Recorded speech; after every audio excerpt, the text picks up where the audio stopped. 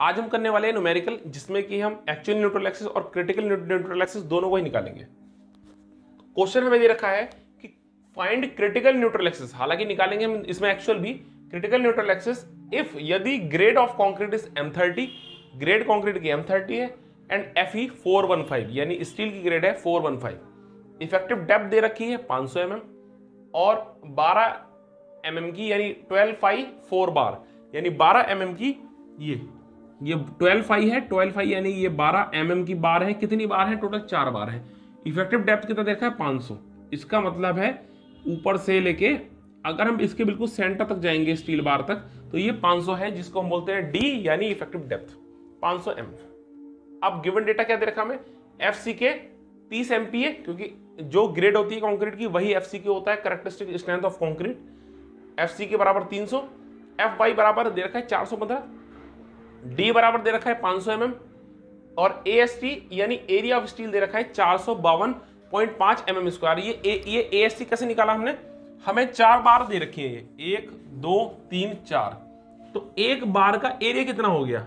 एक बार ये रहा एक सरिया गोल, हमसे क्या रखा है? 12 mm का सरिया है, तो एक जो सरिया हो गया, अब है तो ये सर्किल ही, तो इसका डायमीटर क्या हो गया?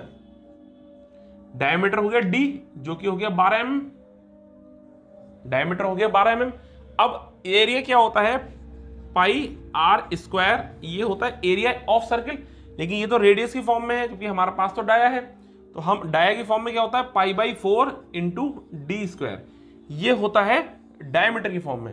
तो ऐसे ही हमने 12 को रखा d² की जगह 12 d² यानी 144, तो π/4 × 144, ये तो निकल गया आ गया एरिया ऑफ 1 बार, यानी एक बार का आया निकल कर। तो एरिया हमारे पास बार कितनी? 4, इसकी हम टोटल गुणा करेंगे 4 से, तो हमारा ये आ जाएगा 452.5 mm²। ये आ जाएगा एरिया ऑफ स्टील, यानी स्टील हमने इतने एरिया का लगा रखा है। यहां तक हमको सिर्फ और सिर्फ गिवन डेटा दे था।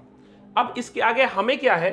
हमें निकालनी है क्रिटिकल न्यूट्रल एक्सिस, और क्रिटिकल न्यूट्रल एक्सिस का हम पहले फॉर्मूला अगर देखें तो इसमें दे रखा है कि XC यानी क्रिटिकल न्यूट्रल एक्सिस का फॉर्मूला होता है M गुणा sigma CBC divide by M गुणा sigma CBC plus sigma ST।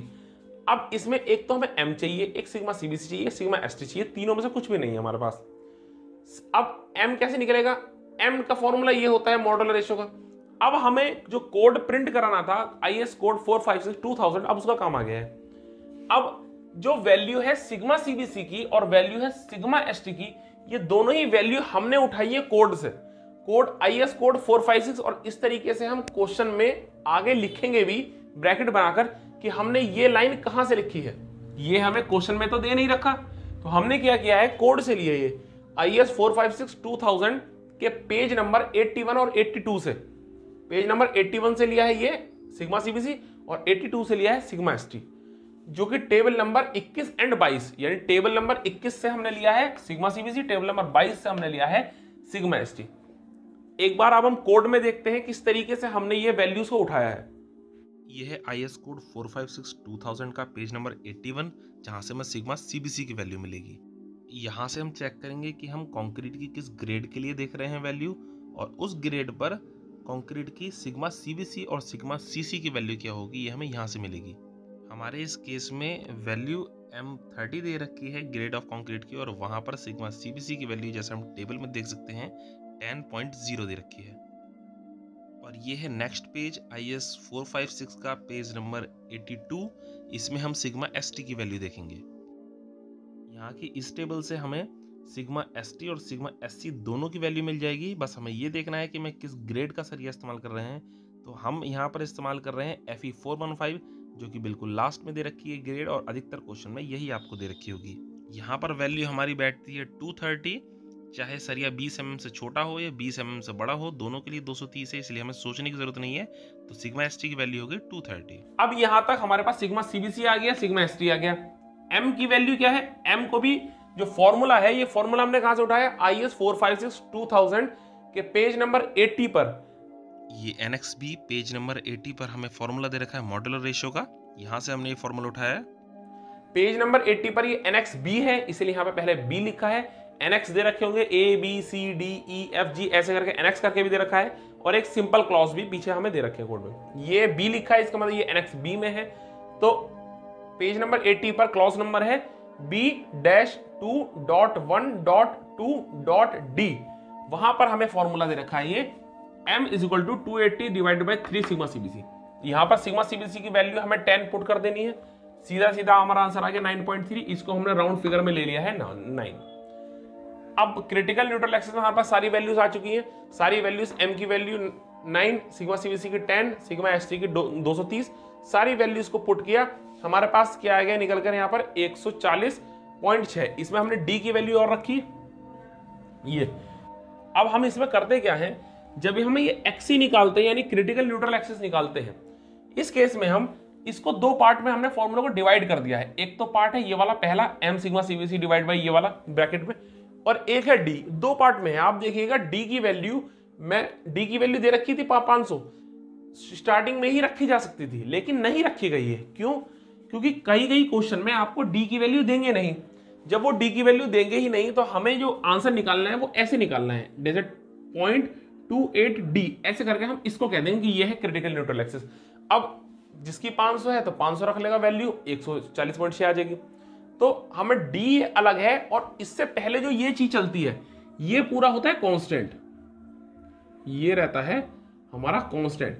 अगर हम ग्रेड कंक्रीट की और ग्रेड स्टील की यानी सिग्मा CBC और सिग्मा ST नहीं बदलते हैं, ये कब बदलेगी? जब हम FCK या FY बदलेंगे। और ये कब बदलेंगे? जब हम ग्रेड कंक्रीट की और ग्रेड स्टील की बदलेंगे। यानी कंक्रीट की और ग्रेड स्टील की ग्रेड अगर सेम है तो हमारा ये जो फैक्टर है ये कांस्टेंट ही रहना है।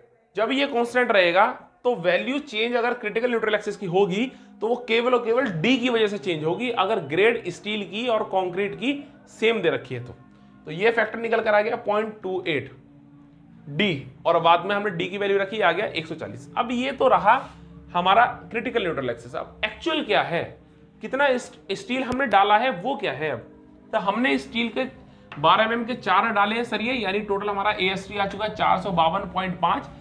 एक्चुअल न्यूट्रल एक्सिस का फॉर्मूला ये है BX² divide by 2 = MAST/D - XA। ये फॉर्मूला है जो कि याद करना है। यहां पर B की वैल्यू रखी, B क्या है? Width of the beam, B है विड्थ ऑफ द बीम। यहां विड्थ नहीं दे रखी है तो विड्थ हमने मान ली 200। फिलहाल न्यूमेरिकल जब भी आएगा तो वहां पर आपको विड्थ दे रखी होगी, यानी ये जो चीज है ये है 200, ये छूट गई है वहां।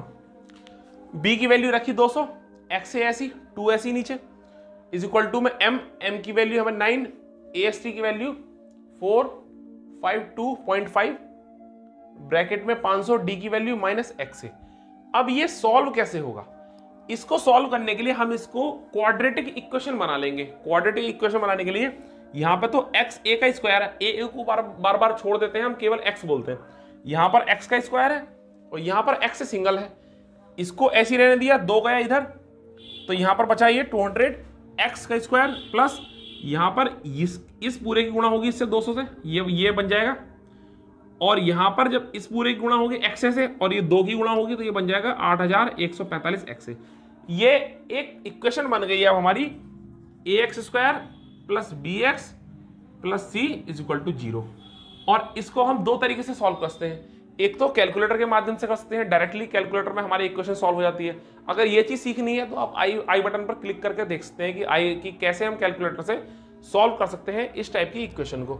नहीं तो जिनके कैलकुलेटर में नहीं है, क्योंकि हर कैलकुलेटर में ये सब नहीं दे रखा होता है, तो जिस कैलकुलेटर में इक्वेशन का ऑप्शन नहीं है, यानी अगर हम MS के हिसाब से आते हैं कैलकुलेटर, MS अगर 100 तक है तो आपको में इक्वेशन नहीं दे रखी होगी। 100 MS से ऊपर के जितने भी आपके कैलकुलेटर होंगे, MS या FX के नाम से भी ये दे रखा होता है, तब उसमें इक्वेशन दे रखी होगी सॉल्व करने की। अगर नहीं दे रखी है तो आप इसको श्रीधर चार्य से भी सॉल्व कर सकते हैं। यहां पर क्या हो गया, ये इसको अगर हम कंपेयर करें ax² + bx + c से, तो a की वैल्यू होगी 200, b की वैल्यू होगी 8145 और c की वैल्यू होगी -4072500। इसके लिए हम श्रीधर चार्य का सीधा सीधा फॉर्मूला लगा सकते हैं यहां पर कि x की वैल्यू श्रीधर चार्य फॉर्मूले के अकॉर्डिंग -b + √ के अंदर b² - 4ac divided by 2a। अब इसमें एक बार यहां पे हम प्लस रखेंगे माइनस बी प्लस और बी स्क्वायर माइनस 4ac, और एक बार हम प्लस की जगह माइनस रखेंगे कि minus B square minus 4ac। जब हम इसको सॉल्व करते हैं तो हमारे पास x की दो वैल्यूज आएंगी। अब इन दो वैल्यू में एक वैल्यू हमें लेनी है जो कि हमने लिया 123, क्योंकि जो दूसरी वैल्यू x की आएगी वो माइनस में आएगी। माइनस की शायद 150 के आसपास वैल्यू आ रही थी x की, तो x a तो माइनस में हो नहीं सकता, एक्चुअल न्यूट्रल एक्सिस तो यहां से यहां तक की डिस्टेंस है, माइनस में होगी नहीं, तो उसको हम लेंगे नहीं, हम लेंगे जो xa की वैल्यू आ रही है 123.78। इस तरीके से हमारे दोनों आंसर आ चुके हैं। क्रिटिकल न्यूट्रल एक्सिस आ गई 140 और एक्चुअल न्यूट्रल एक्सिस आ गई 123। अब यहां पर अगर हम समझे तो क्रिटिकल न्यूट्रल एक्सिस आई है 140 यहां, लेकिन जो एक्चुअल आई है वो आई है 123, यानी कि ऊपर आई है, वो थोड़ा सा ऊपर आई है। और ये बताया गया था कि इसमें जो स्ट्रॉन्ग रहता है उसकी तरफ को ये न्यूट्रल एक्सिस भागती है। तो ऊपर को गई है, यानी कंक्रीट स्ट्रॉन्ग है और स्टील थोड़ा वीक है। तो इस टाइप का सेक्शन को ये कैसा सेक्शन है, ये अंडर रीइंफोर्स्ड सेक्शन है। रीइंफोर्स यानी अगर इस पर फोर्स डाला जाए तो सबसे पहले कौन टूटेगा या कौन फेल होगा, तो सबसे पहले फेल होगा स्टील। मिलते हैं अब आपसे अगली वीडियो में। नमस्कार।